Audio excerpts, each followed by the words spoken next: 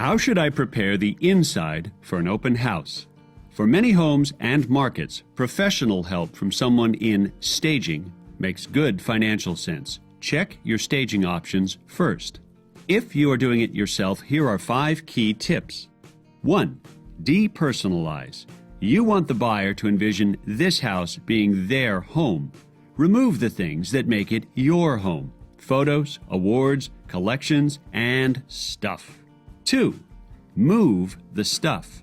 It's tempting to shove things in closets and attics, but your prospective buyers will see a much smaller house if those spaces are full. Move it to a storage space or a friend's garage.